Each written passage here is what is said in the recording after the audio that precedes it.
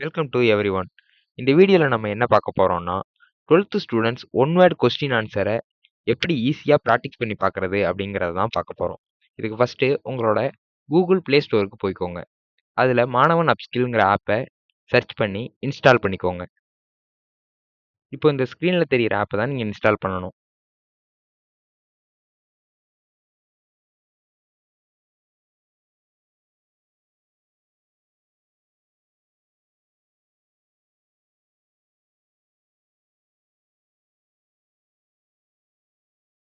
Install பண்ண ஆப்ப open பண்ணிக்கோங்க. அதுல டிஎன் ஸ்கூல்ஸ்ங்கிற கேட்டகரிய கிளிக் பண்ணுங்க. அதுல குரூப் வைஸ் டெஸ்ட் இருக்கும். உங்க குரூப்ப செலக்ட் பண்ணிக்கோங்க. அதில உங்களோட சப்ஜெக்ட் எல்லாமே இருக்கும். என்ரோல் நவ் குடுத்தீங்கன்னா, சைன் இன் பண்ண சொல்லும். இந்த இடத்துல நான் சைன் இன் வித் கூகுள் குடுத்துக்கிறேன். நெக்ஸ்ட் என்ரோல் நவ் குடுத்தீங்கன்னா, அந்த டெஸ்ட் என்ரோல் ஆயிடும். இப்போ நீங்க ஒரு யூனிட்டையும் தனித்தனியா டெஸ்ட் எழுதி பார்த்துக்கலாம். எக்ஸாம்பிளுக்கு நான் இயற்பியல்ல ஃபர்ஸ்ட் யூனிட்ட டெஸ்ட் எழுதி காட்டுறேன். டேக் டெஸ்ட் குடுங்க.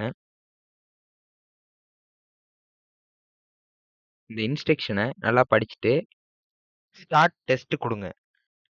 இந்த மாரி உங்களுக்கு ஒவ்வொரு கொஸ்டினா ஷோ ஆகும். கரெக்ட்டான ஆப்ஷன செலக்ட் பண்ணிட்டு, கீழ இருக்க ஏரோவ கிளிக் பண்ணுங்க.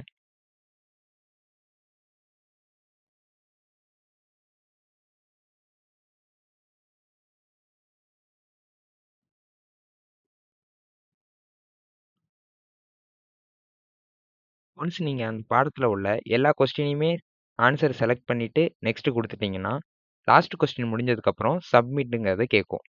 எல்லா கொஸ்டினுக்கும் ஆன்சர் செலக்ட் பண்ணிட்டீங்களான்னு செக் பண்ணிட்டு சப்மிட் குடுங்க. உங்களுக்கு இந்த மாரி ஒரு ரிப்போர்ட் ஜெனரேட் ஆகும்.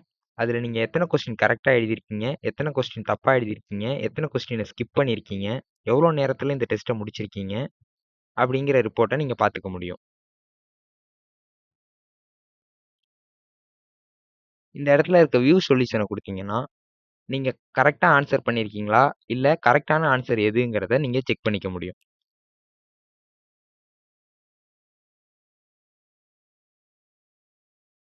ஃபார் எக்ஸாம்பிளுக்கு இந்த இடத்துல நான் செகண்ட் ஆப்ஷன சூஸ் பண்ணியிருக்கேன். பட் ஃபர்ஸ்ட் ஆப்ஷன் தான் கரெக்ட்டான ஆன்சர்.